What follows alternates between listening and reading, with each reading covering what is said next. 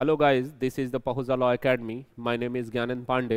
आज अपने demo class में हम सीपीसी पढ़ेंगे। सीपीसी बहुत ही इंपॉर्टेंट पेपर है आपके जुडिशरी के लिए। चाहे किसी भी स्टेट का एग्ज़ाम दे रहे हों, बिना सीपीसी का कोई एग्ज़ाम नहीं हो सकता। दूसरी चीज़, आप अगर अपना कैरियर प्रैक्टिस की तरफ ले जाना चाहते हैं, उसमें भी सीपीसी बहुत इंपॉर्टेंट रोल अदा करता है। तो सीपीसी को आज हम देखेंगे कि सीपीसी किस प्रकार की विधि है, इसको कैसे पढ़ा जाए। चलो, तो सीपीसी को जानने से पहले यह जानना ज़रूरी है कि सीपीसी एक प्रोसीजरल विधि है। तो विधि जो है दो प्रकार से होती है। जो लॉ होता है वह दो प्रकार से होता है। एक को बोलते हैं हम मौलिक विधि, मौलिक विधि या सब्सटेंटिव लॉ, और दूसरे को बोलते हैं हम प्रक्रिया विधि या प्रोसीजरल लॉ। मौलिक विधि आपको राइट देती है और ड्यूटी आपके ऊपर इम्पोज करती है, और प्रोसीजरल लॉ उस राइट का अगर आपके वायलेशन होता है तो वह हम उस राइट को कैसे प्राप्त करेंगे, किस फोरम में जाएंगे, कौन सा वह मेथड होगा जिससे कि हम अपने राइट को प्राप्त करेंगे अगर कोई किसी ने आपके राइट को वायलेट किया है। तो यह एक प्रोसीजरल लॉ बताता है।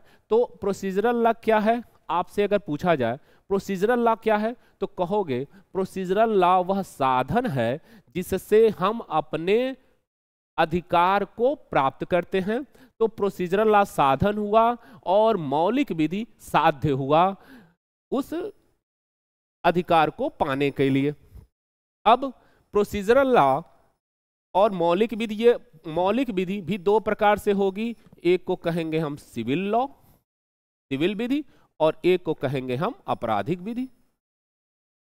सिविल विधि क्या है, तो सिविल विधि जिसमें पद को लेकर विवाद हो जाए, धन को लेकर विवाद हो जाए, भूमि के स्वामित्व को लेकर विवाद हो जाए, अगर ओनरशिप का विवाद है, कब्जे को लेकर विवाद है, तो यह जो विवाद होगा वह क्या होगा, सिविल लॉ का होगा।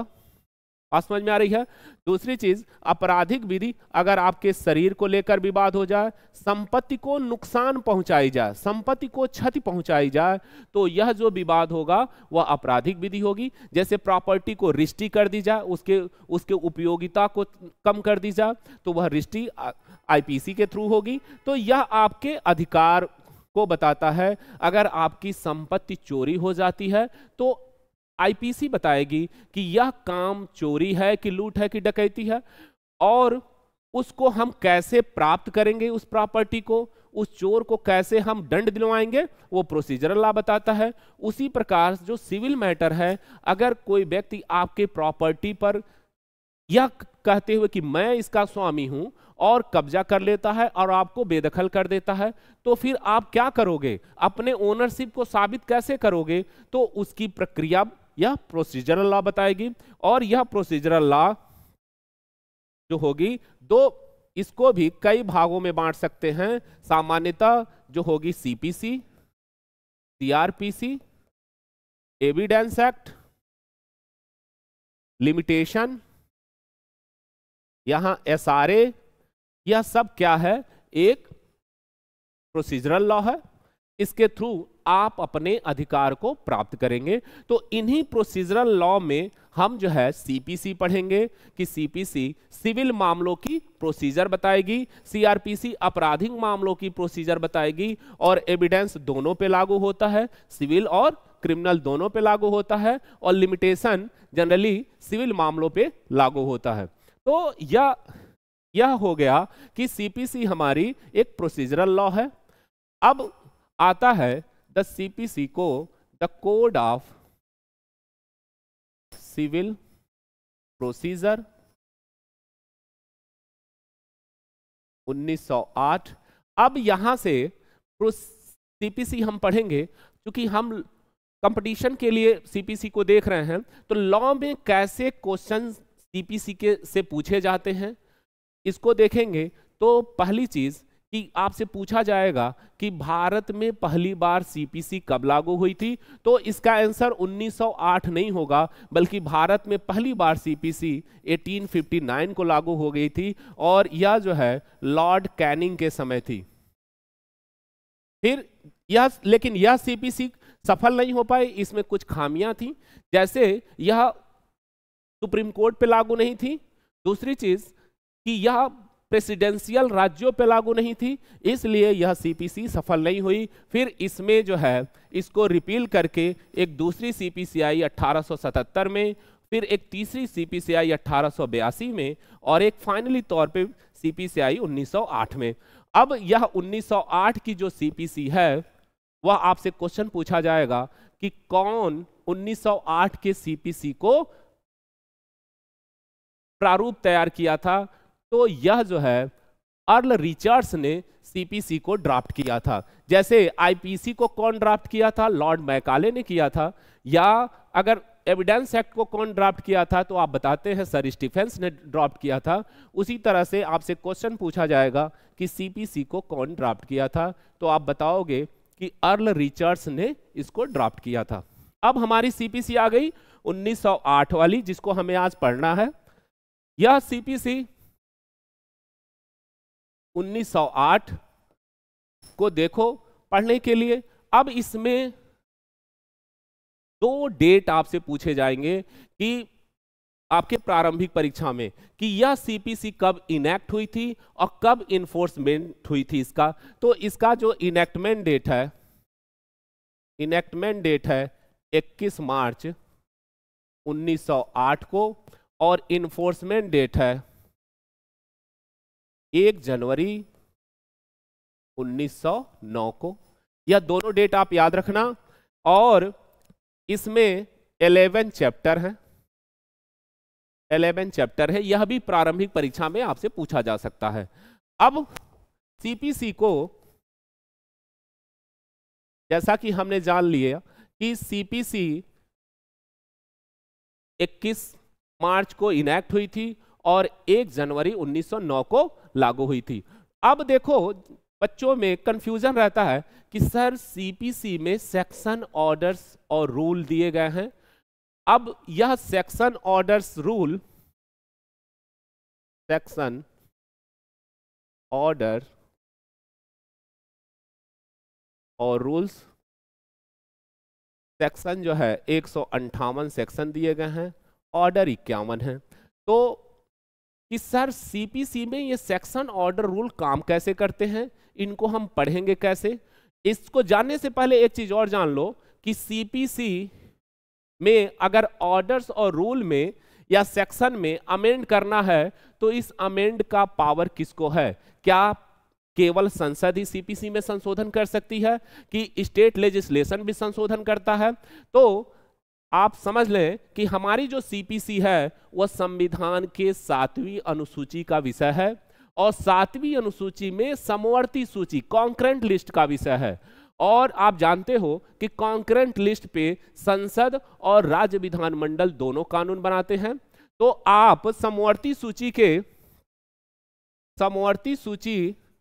के आप देखोगे 13वें नंबर के प्रविष्ट पर, प्रविष्ट मतलब एंट्री, जो समवर्ती सूची में विषय दिए गए हैं उन विषयों में से 13वें नंबर पे आपसे क्वेश्चन ये प्रारंभिक परीक्षा में पूछा जाएगा कि सीपीसी पहली चीज किस सूची का विषय है? समवर्ती सूची का विषय है, जैसा कि आप जान गए। और कभी कभी पूछ सकता है कि किस प्रविष्ट संख्या पे दिया गया है सीपीसी का, तो 13वें नंबर पे सीपीसी का उल्लेख किया गया है। अब इसका यह मतलब हुआ कि इस पर राज्य भी अमेंडमेंट कर सकता है, लेकिन ध्यान रखो कि सेक्शन की जो मूल भावना है, सीपीसी की जो मूल भावना है, उसमें राज्य छेड़छाड़ नहीं कर सकता, है ना।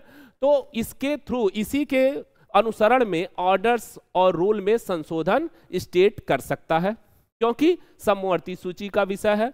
एक चीज और सीपीसी के साथ आप समझ लें कि सीपीसी के रूल्स में संशोधन करने का पावर या रूल्स बनाने का पावर हाई कोर्ट को भी है। यानी हाई कोर्ट, उच्च न्यायालय भी सीपीसी में रूल्स में संशोधन कर सकता है और नियम बना सकता है, रूल्स में कुछ ऐड कर सकता है। केवल रूल्स में, सेक्शन में नहीं। और ऑर्डर्स, चूंकि ऑर्डर रूल्स के ही है, तो आप सेक्शन में संशोधन हाई कोर्ट नहीं करेगा, लेकिन रूल्स में संशोधन कर सकता है या कुछ ऐड कर सकता है। यह कहां दिया गया है? तो सीपीसी के धारा 122 में। तो आपसे क्वेश्चन पूछा जाएगा कि क्या सीपीसी के किन्हीं प्रावधानों में हाईकोर्ट संशोधन कर सकता है? तो आपका आंसर होगा केवल रूल्स में कर सकता है। अब आओ, अब देखो कि सेक्शन और ऑर्डर्स और रूल पढ़ेंगे कैसे, इसको देने का मतलब क्या है। तो यहां समझ लो कि सेक्शन अपने आप में अधूरा है जब तक कि ऑर्डर्स और रूल साथ में नहीं पढ़ा जाएगा। जैसे अब देखो, यानी सेक्शन क्या है? सिद्धांत बताता है, प्रिंसिपल बताता है कि न्यायालय क्या करेगा, और उसकी प्रोसीजर जो है ऑर्डर्स और रूल बताता है कि उसको कैसे करेगा, क्या मेथड अपनाएगा। तो सेक्शन क्या हुआ? प्रिंसिपल हुआ, और ऑर्डर्स और रूल क्या हुए? प्रोसीजर हुए। प्रोसीजर बताते हैं कि न्यायालय उसको किस प्रकार से करेगा। इसको हम एग्जाम्पल के तौर पे देख सकते हैं। जैसे सीपीसी का सेक्शन 27 कहता है कि प्रत्येक वाद पत्र के माध्यम से संस्थित होगा। क्या कहता है? कि प्रत्येक वाद पत्र के माध्यम से संस्थित होगा। और सिर्फ यही धारा 26 कही, लेकिन धारा 26 यह नहीं बताई कि वाद पत्र लिखा कैसे जाएगा, वाद पत्र में कौन से कंटेंट होंगे, पक्षकार किसको बनाया जाएगा। इसकी जो प्रक्रिया दी गई है ऑर्डर 1, 2, 6 और 7, यानी अगर हम धारा 26 केवल वाद पत्र पढ़ोगे तो वाद पत्र के धारा 26 के साथ हम इन ऑर्डरों को ऑर्डर 1, 2, 6 और 7 को भी जानना जरूरी होगा, तभी आप सीपीसी को के धारा 26 को समझ पाओगे। तो क्या हुआ? धारा 26 सिर्फ तो यही कह रहा है ना कि प्रत्येक वाद पत्र के माध्यम से संस्थित होगा, लेकिन यह नहीं बताया कि वाद पत्र में पक्षकार किसको बनाया जाएगा, वाद पत्र का कंटेंट क्या होगा, वाद पत्र में क्या लिखा जाएगा, तो इसका प्रारूप कैसा होगा, यह इन ऑर्डरों में दिया गया है। जैसे ऑर्डर 1 में बताया गया कि अगर वादी वाद पत्र लाता है, समझ लो जैसे अगर ए और बी के बीच इस प्रॉपर्टी को लेकर विवाद है, एक्स प्रॉपर्टी को लेकर विवाद है, ए बी कहता है कि यह मेरी प्रॉपर्टी है और ए कहता है कि यह मेरी प्रॉपर्टी है, और ए ने इसके लिए संबंधित कोर्ट में वाद पत्र दाखिल किया धारा 26 के थ्रू। तो इसके लिए वाद पत्र लाने के लिए उसे क्या करना पड़ेगा? पहले ऑर्डर 1, 2, 6 और 7 को फॉलो करना पड़ेगा। ऑर्डर 1 क्या कहता है? ऑर्डर 1 कहता है कि हम वाद पत्र में पक्षकार किसको बनाएंगे, वादी और प्रतिवादी के तौर पे किसको हम ऐड करेंगे, इसका नियम क्या होगा। तो जैसे मान लो कि अगर बी के 3 भाई सी और डी भी हैं, तो क्या वादी इन तीनों को प्रतिवादी के तौर पे बनाएगा? तो इसका ऑर्डर 1 में यह प्रावधान करता है कि अगर कोई भी कार्य एक ही समव्यवहार में किया जाए, एक ही सेम ट्रांजैक्शन में कर रहे हैं लोग, और अगर यह दूसरा नियम क्या है कि अगर इनके ऊपर पृथक पृथक अलग अलग वाद लाया जाए तो एक ही वाद हेतु का प्रश्न उत्पन्न होगा। तो इस दशा में हम तीनों को क्या कर सकते हैं? पक्षकार बना सकते हैं प्रतिवादी के तौर पे, और यही नियम वादी के रूप में होगा। तो यह जो है इस नियम का फॉलो करेगा ए, और अपना जो है वाद पत्र लिखेगा ऑर्डर 1 के थ्रू, और ऑर्डर 2 कहता है कि वाद पत्र के अंतर्गत संपूर्ण विरचना होगी, वाद पत्र के अंतर्गत संपूर्ण विरचना होगी। ऑर्डर 2 का उद्देश्य यह है कि मुकदमेबाजी का अंत हो, राज्य के हित में मुकदमेबाजी का अंत हो। इसका ऑब्जेक्ट है कि आप अपने वाद पत्र में वह सारी चीजों को मांग लें जो आप कोर्ट से चाहते हो। अगर आपने इसका ऑर्डर 2 रूल 2 कहता है कि अगर आपने वादपत्र की संपूर्ण विरचना नहीं की, अगर कोई चीज आपने छोड़ दिया जिसको आप मांग सकते थे, तो फिर पुनः उसी को लेकर मुकदमा दाखिल नहीं कर सकते। क्यों? क्योंकि इस पर रेस जुडिकेटा लागू हो जाएगा। तो ऑर्डर 2 रूल 2 पे रेस जुडिकेटा के नियम आप जब धारा 12 पढ़ोगे तो इसमें दिया गया है अतिरिक्त बाद का वर्जन, तो ऑर्डर 2 रूल 2 भी आता है। जैसे सपोज करो कि अगर यह जो भूमि है वह ऐसी भूमि है जो फसल उस पे उगाई जा रही हो, तो अगर ए को बी ने बेदखल कर दिया तो इसके दो अधिकार प्रभावित हुए। पहला, उससे भूमि का कब्जा चला गया। दूसरा, जितने दिन से ए बेदखल हुआ उस प्रॉपर्टी से, उस प्रॉपर्टी पर जो आय हो रही थी, जो उसको आमदनी हो रही थी, फसल जो उग रहे थे, उससे भी वंचित हो गया। तो वह क्या करेगा? इसी को हम मीन प्रॉफिट कहते हैं, जो 2(12) में दिया गया है। मीन प्रॉफिट को परिभाषित किया गया है सीपीसी के। यह कहता है कि उस पर जो आय था और उस आय पर जो ब्याज है, जो ब्याज इतने दिन से मिल सकता था उसे, उससे जब वंचित हो गया तो इसको, उस लाभ को और उसके ब्याज को भी अपने वादपत्र में, अपने वादपत्र के अनुतोष के कॉलम में लिखेगा। पहली चीज तो वादपत्र की विरचना करते समय आप देखोगे, जब वादपत्र का प्रारूप ऑर्डर 7 में बताया गया, ऑर्डर 7 रूल 1 में, उसमें एक अनुतोष का कॉलम होता है जिसमें वादी न्यायालय से अनुतोष की मांग करता है कि न्यायालय क्या अनुतोष उससे वो प्राप्त करना चाहता है न्यायालय से। तो पहली चीज कि उसमें इसी मैटर को देखा जाए तो ए मांगेगा कि हमें उस भूमि का कब्जा दिलाई जाए, स्वामित्व दिलाया जाए। दूसरा, उस पर जो लाभ और उस पर ब्याज हम वंचित हो गए हैं, वह लाभ भी दिलाया जाए। और इसके साथ ही साथ वादी अपने वादपत्र में एक कॉलम में लिखेगा कि अगर वादी न्यायालय की नज़र में, न्यायालय के अंतर्गत उसे अन्य अनुतोष का लाभ, अन्य अनुतोष का भी हकदार है, तो वह अनुतोष भी दिलाया जाए। तो इस पर और ध्यान रखो, जो वादी अपने वादपत्र में मांगेगा वही कोर्ट दिलाएगा, उससे ज्यादा नहीं दिलाएगा, भले ही वह कितनाहू का हकदार क्यों न हो। इसीलिए ऑर्डर 2 का वो फॉलो करेगा।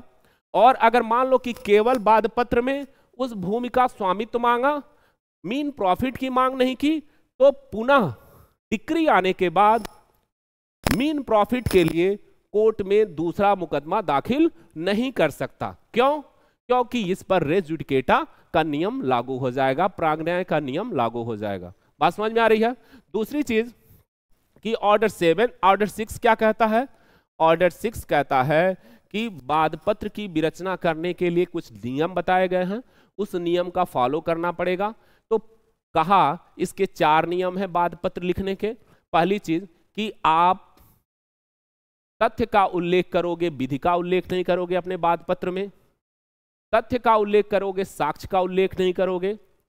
और संक्षिप्त कथन लिखोगे, इसके साथ ही साथ सारवान तथ्य का उल्लेख करोगे। अपने वादपत्र में अनर्गल कोई चीज जो वाद हेतु से संबंधित नहीं है, उसका जिक्र आप नहीं करोगे। आपका वादपत्र संक्षिप्त और सारगर्भित होना चाहिए। तो यह ऑर्डर 6 में बताता है। ऑर्डर 7 क्या कहता है? ऑर्डर 7 में आप देखो तो प्रारूप बताता है। ऑर्डर 7 रूल 1 कहता है कि वादपत्र किस क्रम के आधार पे लिखा जाएगा, उसका फॉर्मेट क्या होगा। तो ऑर्डर 7 रूल 1 कहता है कि ऊपर न्यायालय का नाम, फिर वादी का नाम, प्रतिवादी का नाम, उसका नाम और पता, ये सारा एक फॉर्मेट होगा। उस फॉर्मेट के आधार पे आप वादपत्र तैयार करोगे।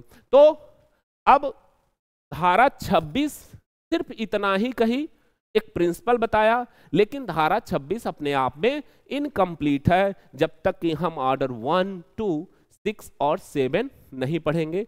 इतने पढ़ने के बाद हमारा वादपत्र तैयार होगा और फिर हम उसको ऑर्डर 4 के थ्रू कोर्ट में संस्थित करेंगे। बात समझ में आ रही है? तो यह सेक्शन अपने आप में अधूरा है जब तक कि हम ऑर्डर उसके साथ रूल्स न पढ़ें। तो एक तो पहला एग्जाम्पल। दूसरा आप देखें कि अगर ये हमने देखा, दूसरा जो है कि अगर इसका सेक्शन 27 कहता है, सम्मन की बात करता है, और यह कहता है कि वादपत्र संस्थित करने की तारीख से 30 दिन के अंदर न्यायालय प्रतिवादी पर सम्मन जारी करेगा।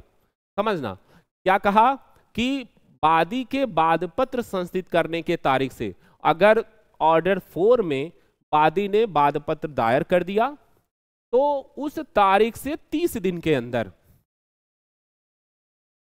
न्यायालय प्रतिवादी पर सम्मन जारी करेगा। अगर सम्मन 30 दिन के अंदर नहीं जारी कर पाता तो उस कारण को लिखते हुए उस समय सीमा को बढ़ा सकता है, 90 दिन कर सकता है, लेकिन सामान्यतः 30 दिन के अंदर वह सम्मन जारी करेगा। यह धारा 27 में बताया। लेकिन धारा 27 ये नहीं कहती कि सम्मन में का कंटेंट क्या होगा, सम्मन की अंतर्वस्तु क्या होगी, सम्मन का ऑब्जेक्ट क्या होगा, सम्मन की सर्विस कैसे की जाएगी, तामीली कैसे की जाएगी। इसके लिए हमें ऑर्डर 5 पढ़ना पड़ता है। ऑर्डर 5 पढ़ना पड़ता है, जिसके आधार पर यह बताया गया है कि सम्मन की हम सर्विस कैसे करेंगे, तामीली कैसे करेंगे। तो सेक्शन 27 अपने आप में अधूरा है जब तक कि ऑर्डर्स 5 न पढ़ें। अब देखो, अब बताया कि सम्मन, तो सम्मन की परिभाषा सीपीसी में कहीं नहीं दी गई है। सम्मन की परिभाषा न्यायालय के द्वारा दी गई, या उसकी डिक्शनरी मीनिंग देखोगे तो यह बताता है कि सम्मन एक आदेशिका है जो प्रतिवादी के लिए जारी करता है कोर्ट, जो जिसमें न्यायालय प्रतिवादी से यह अपेक्षा करता है कि अमुक दिन या अमुक स्थान पे उपस्थित होकर अपने ऊपर लगाए गए आरोपों का क्या करे, उत्तर दे। जो वादी ने मुकदमा दाखिल किया है उसका उत्तर पेश करे, उसका उत्तर दे। तो इसी को क्या कहा जाता है, सम्मन। एक बुलावा पत्र है, एक न्यायालय का आदेशिका है जिसे कोर्ट में उसे हाजिर होना है उस निश्चित तिथि को, उस निश्चित स्थान पे, निश्चित कोर्ट के समक्ष। तो अब यह सम्मन हुआ, लेकिन सम्मन का कंटेंट क्या होगा? सम्मन का कंटेंट ऑर्डर 5 रूल 1 में दिया गया है। क्या कहा कि अंतर्वस्तु क्या होगी, सम्मन की अंतर्वस्तु क्या होगी? तो कहा कि सम्मन पर में प्रतिवादी का नाम पता लिखा जाएगा, सम्मन किस उद्देश्य के लिए जारी किया जा रहा है वह उद्देश्य लिखा जाएगा। दूसरा, न्यायालय की मुद्रा लगी होगी, मुहर लगा होगा।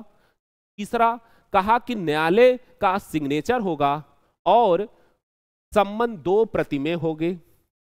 बात समझना, सम्मन कितने प्रति में होगी? 2 प्रतियों में होगी। यह सम्मन जब जारी करता है कोर्ट तो ये इन कंटेंटों को लिखता है।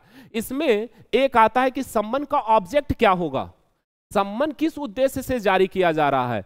तो उसका जो उद्देश्य है वह ऑर्डर 5 रूल 3, 4 और 5 में दिया गया है। ऑर्डर 5 रूल 3 में यह कहा गया है कि सम्मन जारी करते समय न्यायालय यह लिखेगा कि प्रतिवादी स्वयं हाजिर हो या अपने अधिवक्ता के माध्यम से हाजिर हो, कोर्ट में पेश हो, या न्यायालय यह कह सकता है कि आप दस्तावेज पेश करिए। ये सब ऑब्जेक्ट हैं, इन्हीं ऑब्जेक्टों में से किसी एक ऑब्जेक्ट के लिए सम्मन जारी होता है कि आप दस्तावेज पेश करें।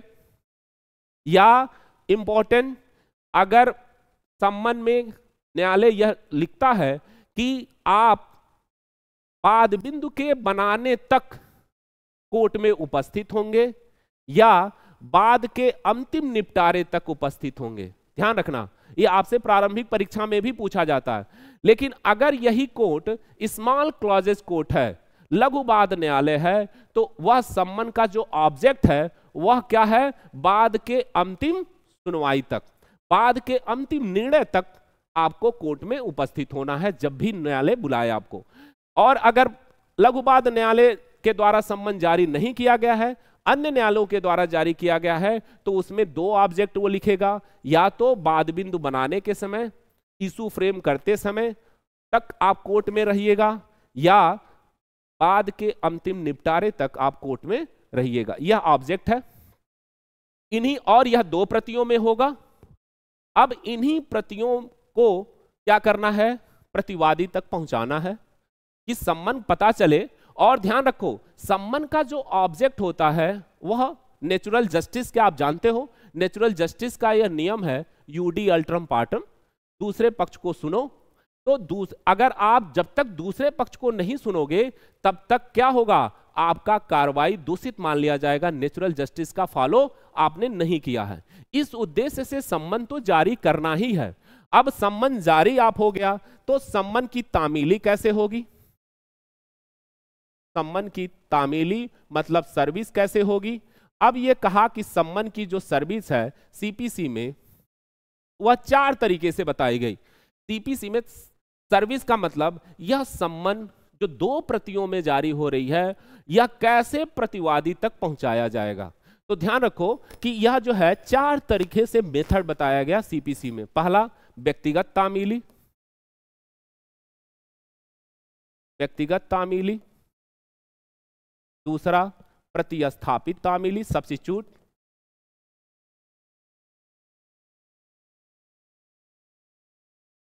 इसको तीसरे को दस्ती तामीली,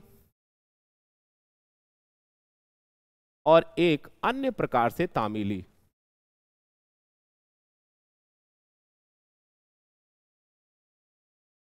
व्यक्तिगत तामीली, व्यक्तिगत तामीली को ऑर्डर, आदेश 5, नियम 12, 15, 16 और 18 जब आप पढ़ोगे, इतने नियमों में व्यक्तिगत तामीली का मेथड दिया गया। क्या दिया गया है, इसमें कहा गया कि जो सम्मन का सर्विस करने के लिए जा रहा है लोक सेवक, उसमें से कहा कि व्यक्तिगत तामीली स्वयं प्रतिवादी को 1 प्रति देगा। सम्मन 2 प्रतियों में जारी होता है, इसीलिए कि 1 प्रति को प्रतिवादी को देगा, और अगर प्रतिवादी नहीं है तो उसके प्राधिकृत एजेंट को देगा, जो इसके लिए प्राधिकृत किया गया है कि आप सम्मन की सर्विस करेंगे, तो उसको वह अभिकर्ता को देगा। और अगर मान लो कि ना तो प्रतिवादी घर पे मौजूद है, न ही उसका कोई अभिकर्ता है, तो फिर कहा कि उसके परिवार के सदस्य, वयस्क सदस्य को आप दोगे। इसमें पुरुष और महिलाएं दोनों सम्मिलित हैं, सेवक नहीं आता है। ध्यान से देखना कि सीआरपीसी में महिलाएं नहीं शामिल हैं, लेकिन सीपीसी में महिला भी उस सम्मन को तामील करा सकती है, सम्मन उसको दिया जा सकता है, डिलीवर किया जा सकता है, लेकिन सेवक परिवार का सदस्य नहीं है। तो आप इसमें से अगर प्रतिवादी स्वयं है, या उसका अभिकर्ता है, या उसके परिवार का कोई सदस्य है जिसमें पुरुष और महिलाएं वयस्क सदस्य आती हैं, वह उनको क्या करेगा, 1 प्रति को देगा और दूसरे प्रति के पर क्या कराएगा, उनका सिग्नेचर कराएगा। क्यों ऐसे कि और वह दूसरा प्रति कोर्ट में ले जाके जमा करेगा, जिसका यह साक्ष्य होगा कि सम्मन की तामीली हो गई। बात समझ में आ रही है। तो इस प्रकार सम्मन की तामीली होती है, व्यक्तिगत तामीली। दूसरा आता है प्रतिस्थापित तामीली। अगर व्यक्तिगत तामीली नहीं हो पाई, घर पे उसके कोई मौजूद नहीं है, उसके घर पे ताला बंद है, तब वह लोक सेवक क्या करेगा, जो सम्मन की तामीली करने के लिए न्यायालय के द्वारा उसे भेजा गया है, तो वह क्या करेगा, तो यह जो है प्रतिस्थापित, इसके बदले में यह नियम को फॉलो करेगा। तो इसका ये 2 प्रकार से दिया गया है। पहला कहा गया बिना न्यायालय की अनुमति से,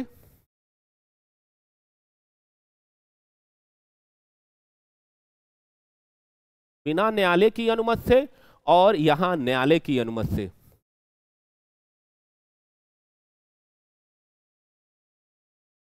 न्यायालय की अनुमति से, तो बिना न्यायालय की अनुमति से न्यायालय ने ऐसा कुछ उसको कोई गाइडलाइन नहीं दिया कि आप क्या करोगे, वहां जाने के बाद ही उसको पता चल रहा है कि ताला बंद है उसके मकान में, तो उस दशा में बिना न्यायालय की अनुमति से इसको जो दिया गया है आदेश 5 नियम 17 और 19 में बताया गया है।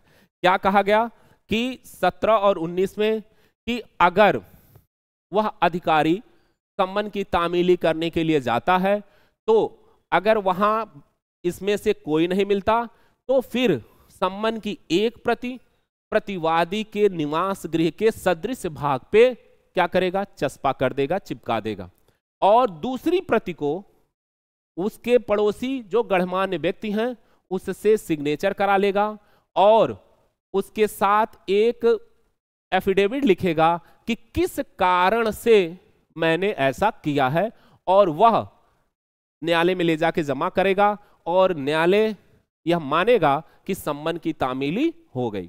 दूसरी चीज कि और न्यायालय की अनुमति से, न्यायालय ने स्वयं कहा है कि प्रतिवादी बहुत प्रभावशाली व्यक्ति है, उस पर सम्मन की तामीली नहीं की जा सकती, तो फिर क्या करेगा, न्यायालय कहेगा कि सम्मन की एक प्रति न्याय सदन के सदृश भाग पर ही चस्पा कर दो, दूसरा या तो उसके प्रतिवादी के लोकल समाचार पत्र में निकलवाओ, उसका प्रकाशित कराओ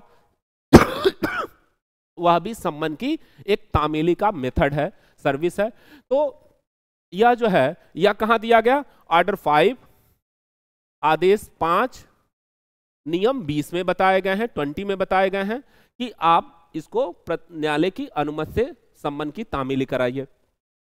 एक कहा दस्ती तामीली, तो इसके संबंध में आदेश 5, ये सब बहुत इंपॉर्टेंट है, आदेश 5 नियम 9A में दिया गया है। यह आपके प्रारंभिक परीक्षा में अक्सर पूछा जाता है कि दस्ती तामीली के संबंध में प्रावधान सीपीसी के किस ऑर्डर्स और रूल में हैं। तो ऑर्डर 5 और रूल 9A में दस्ती तामीली होती क्या है, दस्ती तामीली में वादी स्वयं न्यायालय से कहता है कि आप सम्मन हमें दे दीजिए, मैं सम्मन की तामीली कराऊंगा। तो यह जो है मेथड, इसको बोलेंगे दस्ती तामीली, जो वादी स्वयं कराता है। अन्य प्रकार से तामीली न्यायालय सम्मन को क्या करेगा, प्रतिवादी को मेल कर देगा, फैक्स कर देगा, या उसको डाक के द्वारा भेजेगा, या साधारण कोरियर के द्वारा भेजेगा किसी भी माध्यम से उसको भेज सकता है। यह अन्य प्रकार से तामीली बताती है। तो अगर आप सम्मन पढ़ेंगे तो सम्मन आप अगर केवल धारा 27 पढ़ रहे हैं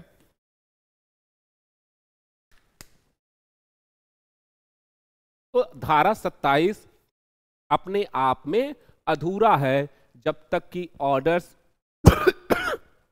और रूल नहीं पढ़ते हैं। तो ऑर्डर्स और रूल काम कैसे करते हैं, आपने देखा कि सेक्शन अपने आप में क्या है, इनकम्प्लीट है जब तक कि ऑर्डर्स और रूल न पढ़े। ध्यान रखो कि सीपीसी की यही खासियत है कि आप सेक्शन और ऑर्डर, संबंधित ऑर्डर को आप पढ़ेंगे। देखो, चूंकि हमने बताया कि सेक्शन 158 दिए गए हैं और ऑर्डर 51 है, तो स्वाभाविक है सारे सेक्शन के साथ सारा ऑर्डर नहीं पढ़ा जाएगा। तो कुछ ऐसे ऑर्डर हैं जो अपने आप में कंप्लीट हैं, उसके साथ कोई सेक्शन नहीं पढ़ा जाता है, जैसे ऑर्डर 33 और भी ऑर्डर हैं, तो उसको आप सेपरेट पढ़ेंगे। बाकी जितने सेक्शन और उन ऑर्डर को एक साथ पढ़ेंगे, तब आप सीपीसी को अच्छे से समझ पाएंगे। दूसरी चीज कि अब जो है बच्चों में यह कंफ्यूजन होता है कि अगर यह जो है, जो हमने देखा, यह विवादित जो भूमि है और ए जो है वादपत्र तैयार कर लिया, तो यह वादपत्र किस कोर्ट में संस्थित करेगा, किस कोर्ट में जाएगा, तो यह चीज जानना जरूरी है कि कौन सा न्यायालय होगा। दूसरी चीज कि उसका सीपीसी के का प्रोसीजर क्या चलेगा, किसी भी कार्रवाई को न्यायालय किस प्रोसीजर का फॉलो करते हुए जजमेंट तक पहुंचेगा, डिक्री तक पहुंचेगा, या किस फॉलो, इसको हम देखेंगे। तो पहली चीज कि अगर हमें यह पता करना है कि कौन से कोर्ट में ए अपने मुकदमे को दाखिल करेगा। ऑर्डर 4 के थ्रू वादपत्र वादी ने तैयार कर लिया धारा 26 और ऑर्डर 1, 2, 6 और 7 में, और वादपत्र तैयार करने के बाद वह ऑर्डर 4 में वादपत्र संस्थित किस कोर्ट में करेगा। तो ध्यान रखो, कोर्ट के संबंध में, न्यायालय के संबंध में सीपीसी में 3 तरीके से बताया गया है। पहला, धन संबंधी अधिकारिता। दूसरा, विषय वस्तु और स्थानीय अधिकारिता, लोकल जुडिक्शन। अब धन संबंधी अधिकारिता को सेक्शन 6 में बताया गया है, धारा 6 में बताया गया है। विषय वस्तु अधिकारिता को धारा 9 में बताया गया है, और स्थानीय अधिकारिता को धारा 15 से 30 तक में बताया गया है। इन धाराओं को आप पढ़ोगे तब समझ पाओगे कि ए अपने मुकदमे को किस कोर्ट में दाखिल करेगा। समझ लो। अगर तो धन संबंधी अधिकारिता क्या कहती है? धन संबंधी अधिकारिता कहती है कि अगर धारा कि अगर यह प्रॉपर्टी का वैल्यू कितना है, इसके आधार पर क्या किया जाएगा, उस कोर्ट को निर्धारित किया जाएगा। और यह वैल्यू हर स्टेट का अलग अलग है। चूंकि सीपीसी हमने बताया कि समवर्ती सूची का विषय है, तो हर स्टेट अपने हिसाब से इस पर निर्धारित करता है कि कौन से कोर्ट में मुकदमा दाखिल होगा। समझना। तो अगर मान लो कि 25 लाख रुपए तक का मुकदमा है, यानी वैल्यू है इस प्रॉपर्टी का, तो हम किस कोर्ट में जाएंगे, और 25 लाख से ऊपर का मामला है तो हम किस कोर्ट में जाएंगे, यह धारा 6 बताती है। दूसरा, विषय वस्तु संबंधी। अगर यह मैटर कौन सा है, यहां तो भूमि का विवाद है, लेकिन अगर मान लो कि विवाद किसी पद को लेकर हो, या डाइवोर्स का मुकदमा हो, मेंटेनेंस का वाद हो, या सक्सेशन को लेकर विवाद है, तो हम किस कोर्ट में लेके जाएंगे। तो यह धारा 9 बताती है कि हम किस कोर्ट में जाएंगे। स्थानीय अधिकारिता के बारे में यह बताया कि प्रॉपर्टी जहां विवाद का विषय वस्तु स्थित है उसी कोर्ट में आप लेके जाओगे। तो धारा 15, ध्यान से सुनना, धारा 15 यह कहता है कि वाद हमेशा न्यूनतम श्रेणी के न्यायालय में संस्थित होगा। बात समझ में आई? धारा 15 कहता है कि वाद हमेशा कहां होगा, न्यूनतम श्रेणी के न्यायालय में जो सक्षम है उसमें संस्थित होगा। और न्यूनतम श्रेणी का न्यायालय कैसे पता चलेगा, तो धन संबंधी अधिकारिता के आधार पे। अगर वाद का विषय वस्तु 25 लाख रुपए तक का है तो हम कहां ले जाएंगे, जूनियर डिवीजन के वहां ले जाएंगे। और 25 लाख से ऊपर का मामला है, अरबों करोड़ों का मामला है, तो हम सीनियर डिवीजन के वहां ले जाएंगे। यह धारा 15 कहती है। और किस कोर्ट में, जिस कोर्ट के जुडिक्शन में यह प्रॉपर्टी स्थित है उसी कोर्ट में ले जाएंगे। जैसे मान लो कि विवाद उत्तर प्रदेश का है और आप दिल्ली में मुकदमा संस्थित करना चाहते हैं, तो धारा 15 कहती है कि जहां वाद का विषय वस्तु स्थित है, धारा 16, उसी कोर्ट में आप मुकदमा दाखिल करोगे। ठीक है। और किसके आधार पे, वैल्यू के आधार पे डिसाइड करोगे। तो यह धारा 6 बताई कि न्यूनतम श्रेणी का न्यायालय। तो सीपीसी में न्यूनतम श्रेणी के 2 ही न्यायालय होते हैं सामान्यतः, जूनियर डिवीजन और सीनियर डिवीजन। अगर विषय वस्तु का मामला है, अगर डाइवोर्स का मामला है, भरण पोषण का मामला है, उत्तराधिकार का मामला है, तो हम जिला न्यायालय में जाते हैं, जैसा कि आप हिंदू मैरिज एक्ट में पढ़े होंगे या हिंदू सक्सेशन एक्ट में पढ़े होंगे, क्योंकि यह विषय वस्तु से संबंधित मुकदमा है, वाद है। तो यह जो है विषय वस्तु। लेकिन अगर प्रॉपर्टी को लेकर विवाद हो रहा है तो वह जूनियर डिवीजन या सीनियर डिवीजन के वहां होगा। हम जिला न्यायालय में नहीं जाएंगे। ऐसा नहीं है कि अगर इतने करोड़ का मुकदमा है तो हम जिला न्यायालय में जाएंगे, ऐसा नहीं है, क्योंकि जिला न्यायालय इस मामले में प्रारंभिक श्रेणी का न्यायालय नहीं है। प्रारंभिक श्रेणी का न्यायालय हमेशा जूनियर डिवीजन या सीनियर डिवीजन होगा। और इनके आदेशों की, आज बच्चों में कंफ्यूजन रहता है कि जूनियर डिवीजन के आदेश की अपील कहां होगी, तो वो समझते हैं कि सीनियर डिवीजन के वहां होगी। ऐसा नहीं है, क्योंकि दोनों क्या हैं, प्रारंभिक श्रेणी के न्यायालय हैं, न्यूनतम श्रेणी के न्यायालय हैं। तो इन दोनों के आदेशों की अपील जिला न्यायालय में होगी, क्योंकि यह दोनों अपीली कोर्ट नहीं है। ध्यान से सुनना, यह दोनों अपीली कोर्ट नहीं है, यह जो है ओरिजिनल जुडिक्शन है इन लोगों का, न्यूनतम श्रेणी के न्यायालय हैं। बात समझ में आ रही है?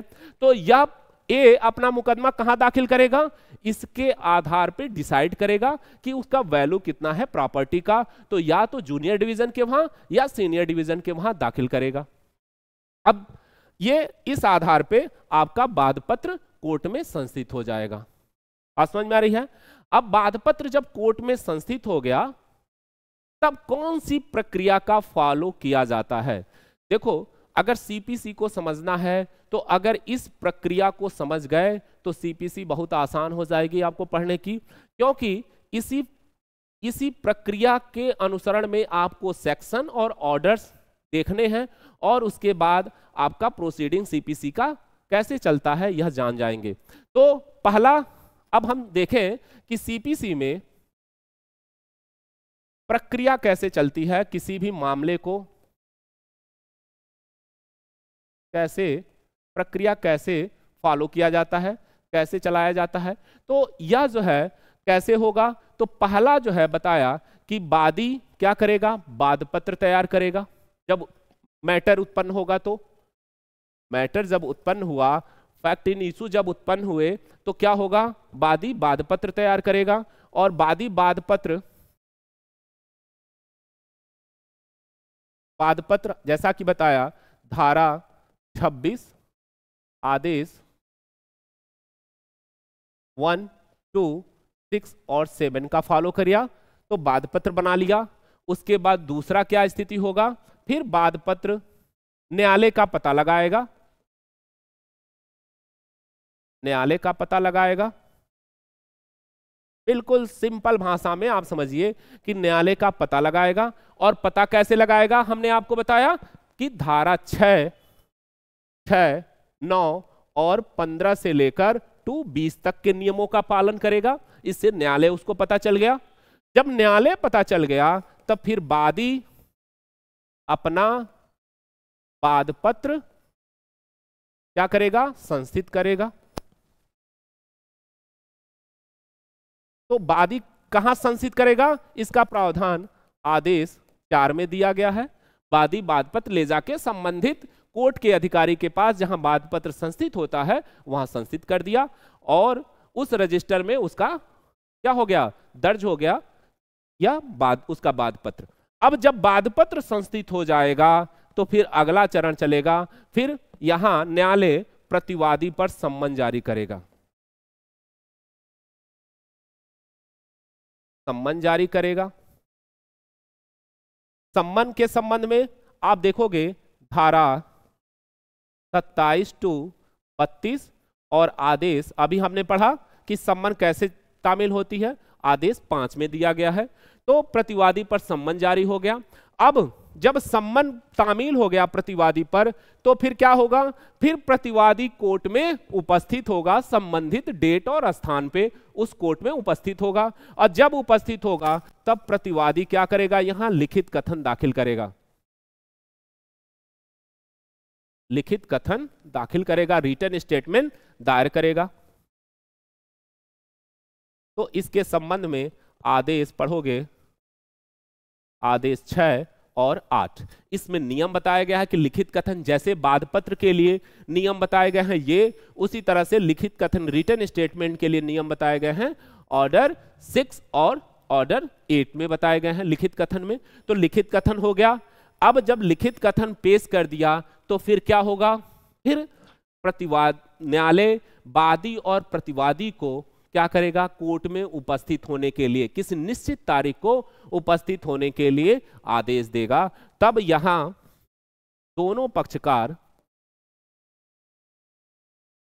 न्यायालय में क्या होंगे, उपस्थित होंगे। तो इसके संबंध में कहां दिया गया, आदेश 9 में।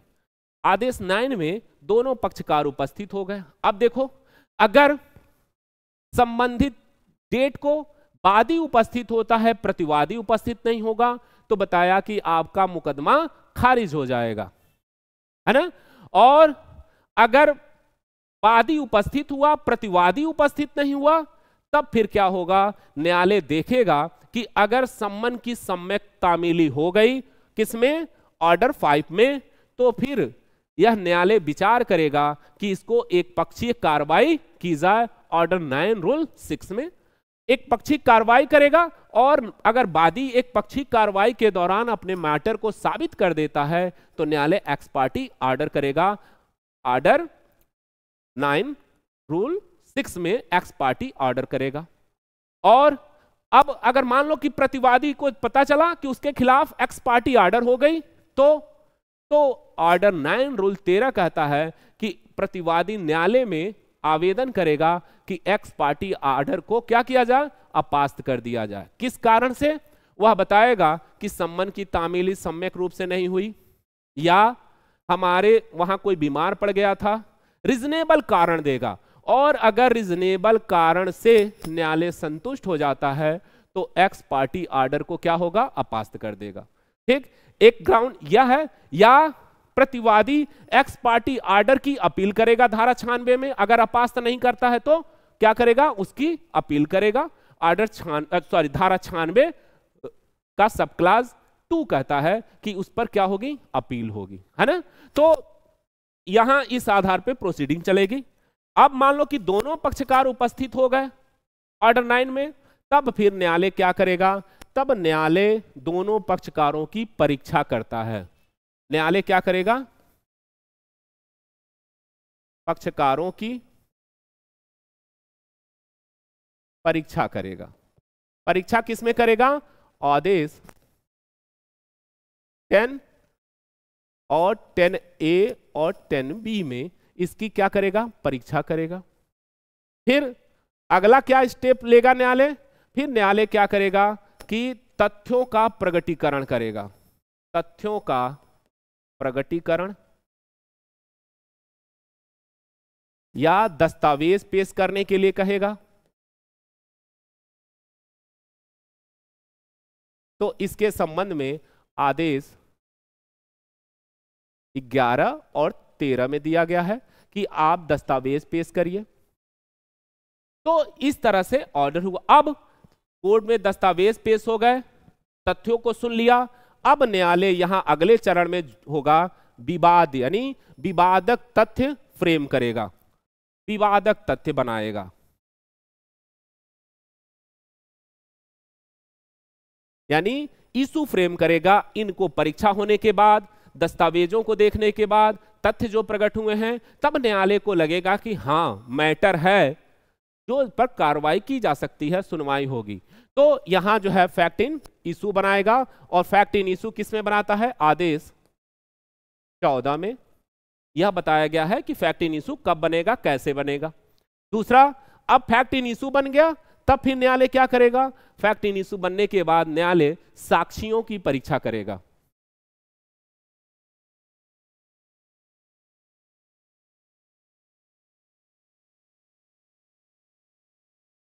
साक्षियों की परीक्षा किसमें होती है, तो आदेश 16 में साक्षियों की परीक्षा दी गई है।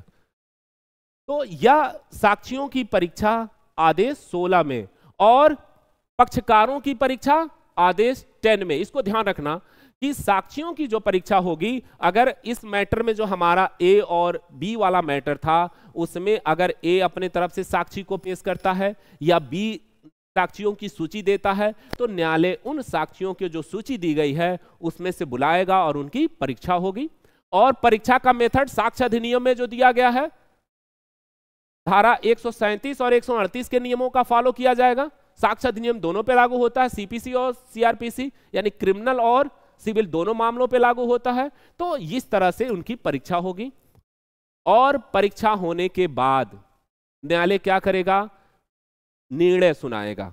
यहां फिर न्यायालय जजमेंट देगा, निर्णय सुनाएगा। ध्यान रखो। और निर्णय के संबंध में धारा धारा 33 और आदेश 20 बताता है, 20 बताता है कि निर्णय क्या है। यहां बच्चों में कंफ्यूजन होती है कि निर्णय और डिक्री एक ही है, नहीं। जब ऑर्डर 9 ऑर्डर आप देखोगे धारा 33 और ऑर्डर 20, या आप डिफिनीशन क्लास में देखोगे 2(9) में, 2 सब क्लास 9 में देखोगे, 2(9) में देखोगे तो उसमें निर्णय को परिभाषित किया गया है, 2(2) में डिक्री को परिभाषित किया गया है। तो निर्णय क्या है? तो निर्णय डिक्री और आदेशों के आधारों का कथन है। डिक्री और आदेशों के आधारों का कथन है निर्णय। तो निर्णय क्या हुआ? निर्णय और डिक्री और आदेश किसका फॉलो करते हैं? जजमेंट का फॉलो करते हैं। तो इस आधार पे पहले न्यायालय क्या करेगा? निर्णय सुनाएगा और निर्णय के अनुसरण में डिक्री पास होगी। अब निर्णय और डिक्री में अंतर क्या हुआ? तो डिक्री बाद में आती है और निर्णय पहले आता है। जब सुनवाई समाप्त होगी तो कोर्ट सुनवाई समाप्त होने के 30 दिन के अंदर निर्णय सुनाया जाएगा। तुरंत सुना सकता है, लेकिन अगर तुरंत नहीं सुना रहा है तो वो 30 दिन तक सुना सकता है।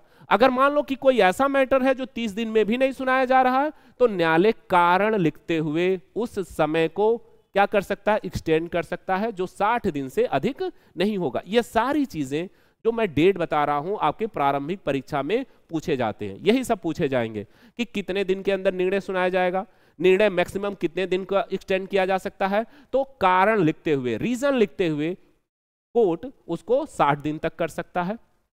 अब एक चीज समझ लो कि निर्णय क्या हुआ? निर्णय डिक्री से पहले आता है। अब निर्णय का कंटेंट क्या होगा? तो निर्णय के 2 कंटेंट, निर्णय के में 4 कंटेंट होते हैं। ऑर्डर 20 रूल 4 पढ़ोगे, 4 पढ़ोगे तो उसमें बताया कि निर्णय में क्या होगा कि संक्षिप्त कथन लिखा होगा, अवधारणा के लिए प्रश्न, अवधारणा के लिए प्रश्न जो विवाद का इशू था उसका, और क्या न्यायालय के सामने प्रश्न था, विवादक प्रश्न क्या था, उस अवधारणा के लिए प्रश्न, प्रश्नों का विनिश्चय और विनिश्चय का कारण, यानी संक्षिप्त कथन, अवधारणा के लिए प्रश्न, प्रश्नों का विनिश्चय, क्या न्यायालय निर्णय दिया और उसका कारण, किस कारण से ऐसा निर्णय दिया। तो निर्णय, ध्यान रखना कि निर्णय में रीजन का लिखना जरूरी है, बात समझ में आ रही है। लेकिन डिक्री जब में होगा तो उसमें डिक्री में कारण, रीजन नहीं लिखा जाता है। आपसे इंटरव्यू में भी क्वेश्चन पूछा जाएगा कि क्या कोर्ट डिक्री तैयार करते समय उसमें यह कारण का उल्लेख करेगा कि किस आधार पर यह डिक्री दिया जा रहा है? नहीं, केवल जजमेंट में वह कारण लिखता है, रीजन लिखता है। तो क्या हुआ कि जजमेंट के यह क्या हुए? एलिमेंट हुए। तो जजमेंट कार्रवाई समाप्त होने के तुरंत बाद सुनाया जाएगा या उसके 30 दिन के अंदर सुनाया जाएगा। बात समझ में आ रही है। अब जजमेंट सुना दिया गया तो जजमेंट के अनुसरण में डिक्री तैयार की जाएगी, और डिक्री कितने दिन के अंदर तैयार की जाएगी? तो कहा 15 दिन के अंदर। तो जजमेंट कितने दिन के अंदर तैयार होगा, कितने दिन के अंदर सुनाया जाएगा? 30 दिन के अंदर, और सुनाने के 15 दिन के बाद डिक्री तैयार होगी और इसी डिक्री की अपील होती है। तो इस तरह से क्या होगा? अब देखो, अगर डिक्री की अपील नहीं हुई या अपील की सीमा समाप्त हो गई तो फिर क्या होगा? उसका एग्जीक्यूशन कराया जाएगा, निष्पादन कराया जाएगा। अगला चरण क्या हो गया? डिक्री का निष्पादन। यह जो है कहां दिया गया है? तो धारा 36 से 74 तक और आदेश 21 में। बहुत इंपॉर्टेंट ऑर्डर है और ये बहुत बड़ा ऑर्डर है। इसमें 106 रूल हैं। सीपीसी का सबसे बड़ा ऑर्डर है। ये भी आपसे पूछा जाएगा कि ऑर्डर 21 में कितने रूल दिए गए हैं, तो 106 रूल हैं। ये आपके प्रारंभिक परीक्षा में। और बहुत इंपॉर्टेंट है डिक्री का निष्पादन। इसका क्या तरीका होता है निष्पादन का? निष्पादन का मतलब क्या होता है? इसको धारा 36 से लेकर 74 तक में बताया गया है मेथड। अब डिक्री का निष्पादन ये हो गया और फिर डिक्री आपका मैटर समाप्त हो गया। तो इस तरह से आपने देखा कि सीपीसी की प्रोसीडिंग कैसे चलती है। और अगर आपने इसी प्रोसीडिंग को फॉलो करते हुए संबंधित सेक्शन और उसके ऑर्डर को आपने अपने एग्जाम के दौरान या अपने तैयारी के दौरान उसको लिखा पढ़ा, तो आपका सीपीसी आसान होगा और आप एक सही डायरेक्शन में सीपीसी को पढ़ेंगे। तो इस प्रकार हमने आज एक सीपीसी का पूरा प्रारूप आपको बताया कि सीपीसी किस प्रकार की विधि है, सेक्शन और ऑर्डर कैसे पढ़ेंगे, क्या प्रोसीडिंग चलती है, और आशा करता हूं कि आपको समझ में आया होगा। और कमेंट करके आप इसको बताएं कि आपका आज का क्लास कैसा लगा। धन्यवाद।